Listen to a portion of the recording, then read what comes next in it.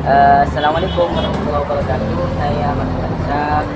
Ini lihatnya bareng teman-teman dari Sawala sama Sablan beserta teman-teman yang lain mau pergi ziarah ke makam para aulia di Mesir ya.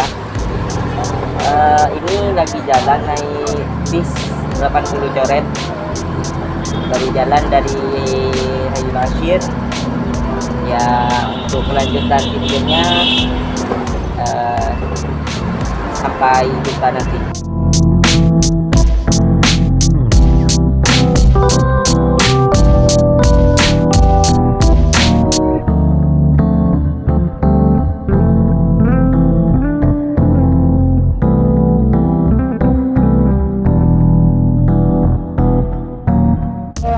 Oke, sekarang kita ada di Rosa. Wasatul Qahirah. Abdur Rosa. Bareng teman-teman juga dari belakang. Kesapaan itu banyak. Dalam rangka untuk ziarah Imabah, ziarah bareng Imabah ke makam-makam aulia, ke makam Grand Syekh Al Azhar. Ini kita mau ngumpul kemana, Ustaz? Di mana? Ngumpul di mana? Kita titik ngumpul di ini, di pom bensin. Ya, di pom bensin depan di sini. Tinggal 5 meter lagi insyaallah.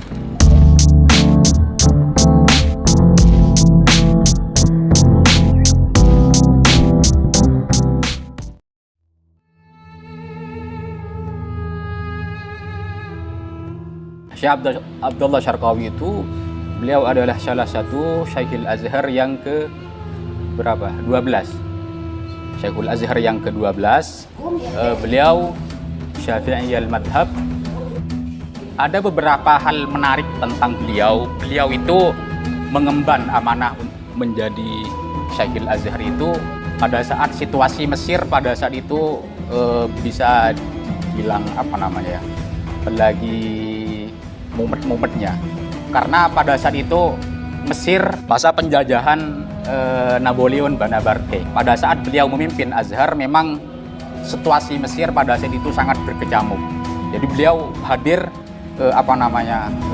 banyak sekali kontribusi beliau tentang bukan hanya di keilmuan, bukan hanya untuk Azhar, tapi Mesir secara umum. Bahkan dikatakan bahwasanya ini cuman nukilan saja bahwasanya Napoleon Bonaparte itu sempat mau memeluk Islam, terlepas apapun kedoknya, mau Islam karena pengaruh, termasuk diantaranya pengaruh dari Syekh Abdullah Syarqawi. Untuk injazat beliau banyak sekali karya-karya beliau ya, yang biasa kita kenal mungkin kalau di pondok kayak Syama'il Muhammadiyah, terus Hasyiatus Syarqawi, Hasyiat al-Hudhud dan lain sebagainya. Jadi beliau termasuk sosok yang komplit, artinya bukan hanya memacani di bidang keagamaan, tapi lebih dari itu beliau terkenal lah gitu.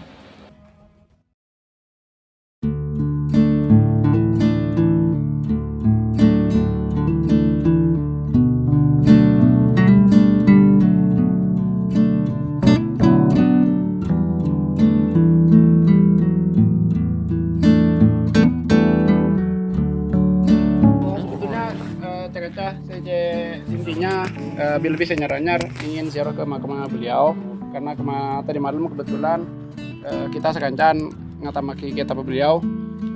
Salah satu kitab beliau yaitu Idhul Mubham Syarah Sulam. Beliau ulama keren dan ahli dari semua bidang 4 madhab, terus semua bidang kedokteran, matematika, semuanya kitabnya beliau ada. Beliau ngarang kitab itu dari sebuah hafal ilmu. Beliau kiwa pernikah dan sebagai bentuk penghormatan kita dan memberi barokah terhadap bareng-bareng.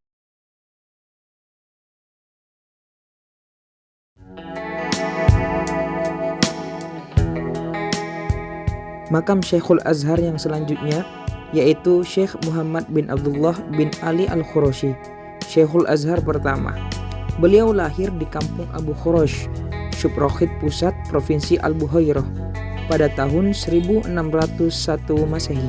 Ayah beliau, yaitu Jamaluddin Abdullah bin Ali Al-Khurashi, merupakan salah satu ulama yang masyhur. Oleh karenanya, Syekh Muhammad Al-Khurashi hidup di lingkungan keilmuan. Beliau masuk Al-Azhar sebelum meranjak dewasa dan memilih mazhab Maliki. Sebab beliau sangat cinta kepada Imam Malik dan juga karena karangan beliau, yaitu karangan Imam Malik yang banyak sekali. Lalu beliau membaca kitab-kitab Imam Malik dengan memahami dan hati-hati sehingga mencapai tujuan dan paham makna-maknanya serta dapat mengarang kitab dan berfatwa. Di antara guru-guru beliau yaitu Syekh Al-Lakoni, Syekh Al-Ajhuri, Syekh Asy-Syami dan juga ayahnya sendiri yaitu Jamaluddin Abdullah bin Ali Al-Khurashi. Beliau wafat pada hari Ahad 27 Zulhijjah 1101 Hijriah.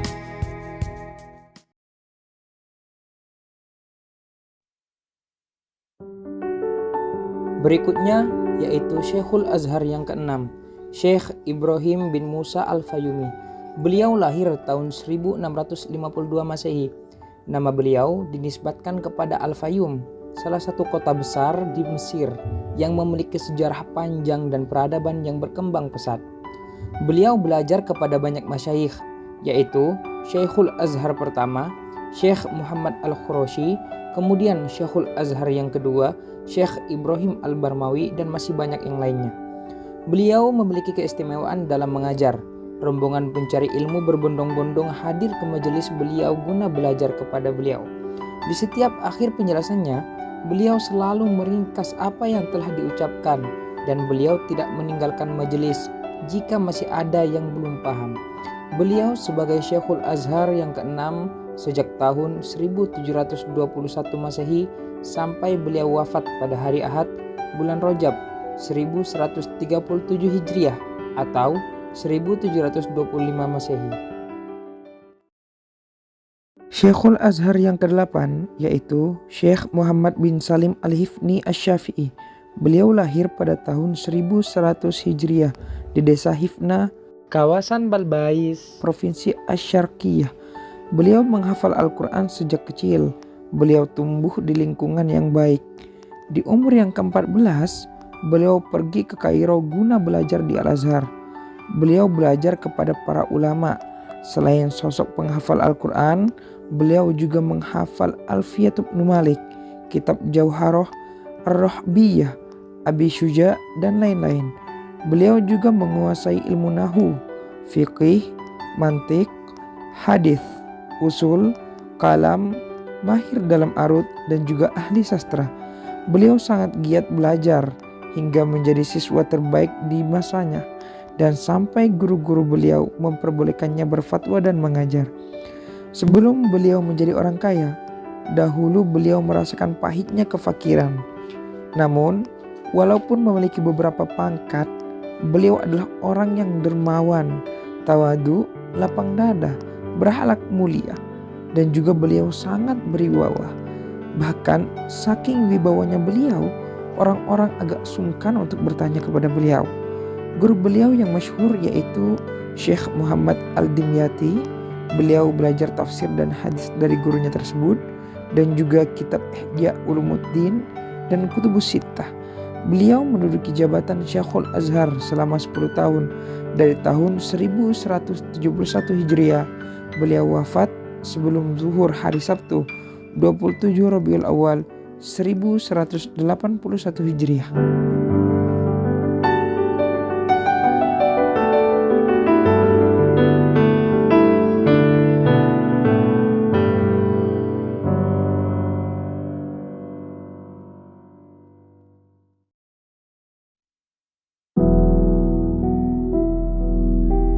Imam Syamsuddin Muhammad bin Ahmad Al-Khatib Asy-Syirbini Asy-Syafi'i Al-Qahiri, atau lebih dikenal dengan Imam Khatib Asy-Syirbini.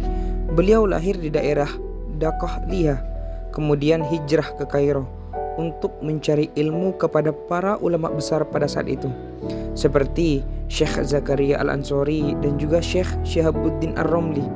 Beliau ahli berbagai bidang ilmu seperti ilmu nahwu, kalam, fikih, tafsir, dan lain-lain. Salah satu karangan beliau adalah kitab Al-Iqna, Mughnil Muhtaj, Syarah Al-Fadh Ma'anil Minhaj, dan kitab Al-Badrut Thali Syarah Jam'ul Jawami'. Ketika mengarang kitab, beliau tidak menulis satu huruf kecuali setelah berkunjung ke makam baginda Nabi Muhammad SAW. Kemudian sholat istikharah dengan harapan apa yang beliau tulis diterima di sisi Allah Subhanahu wa Ta'ala, sehingga masih dibaca sampai sekarang. Beliau wafat pada hari Kamis 8 Sya'ban 977 Hijriah. Makamnya hingga sekarang terletak di kompleks pemakaman Al-Mujawirin, Kairo.